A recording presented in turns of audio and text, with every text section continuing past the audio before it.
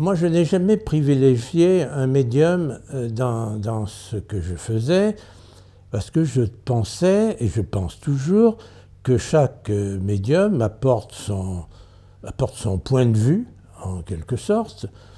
Je n'irai pas à dire que les médiums sont extrêmement bavards, mais ils ont quand même un certain nombre de caractéristiques.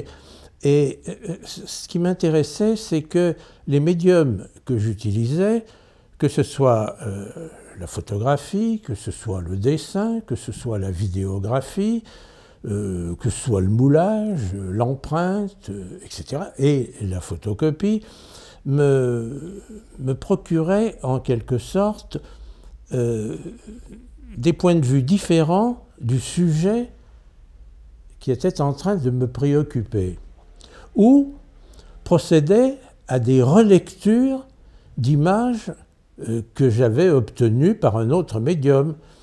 Ce qui fait que j'ai commencé à photocopier des photographies.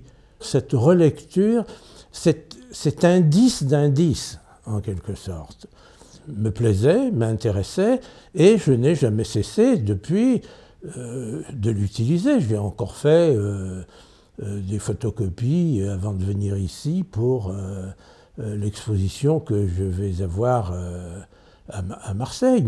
Donc la présence de la photocopie, même si elle soulève un certain nombre de problèmes chez le public à qui on les donne à voir, mais même ça, je trouve que c'est assez intéressant. Alors que moi, je pense vraiment que si Dürer vivait aujourd'hui, il ferait des photocopies. Il a fait des gravures pour faire circuler des images. Ben, aujourd'hui, il y a des photocopies qui font circuler des images d'une manière très très efficace et très simple aussi. J'ai intitulé la dernière exposition Rapprochement et déchirure. Alors, rapprochement parce que c'est vrai qu'avec plusieurs photocopies, je fais directement, souvent directement sur le mur, en les fixant avec n'importe quoi, des punaises ou de la pâte à fixe. Je fais une composition sur un sujet en respectant le format des photocopies. Mais déchirure aussi parce que il m'arrive d'en repêcher des morceaux, tout simplement, dans ma corbeille à papier et de faire,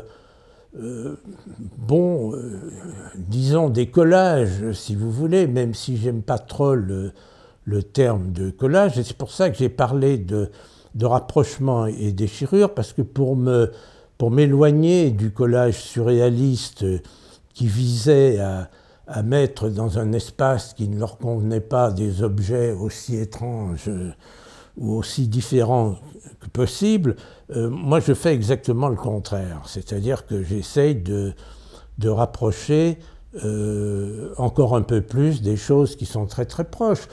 Ce ne sont pas forcément des rapprochements temporels.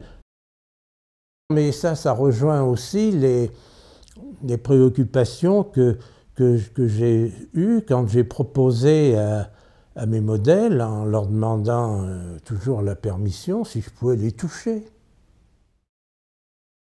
Le premier modèle que j'ai touché, je l'ai touché en Suède. C'est quelqu'un qui m'avait servi de modèle plusieurs années auparavant, et je lui ai demandé un jour, est-ce que je peux vous toucher? Il m'a dit oui. Et après, alors je lui ai touché la main et je lui ai touché le pied.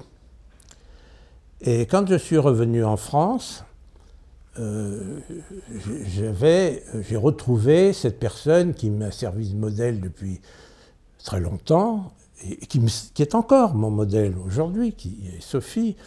Et alors là, je peux dire qu'ensemble, on a développé, en quelque sorte, le toucher du modèle, qui a été très mal pris, pas du tout par ceux qui l'ont pratiqué, mais quand je l'ai montré, il a été trouvé tout à fait scandaleux.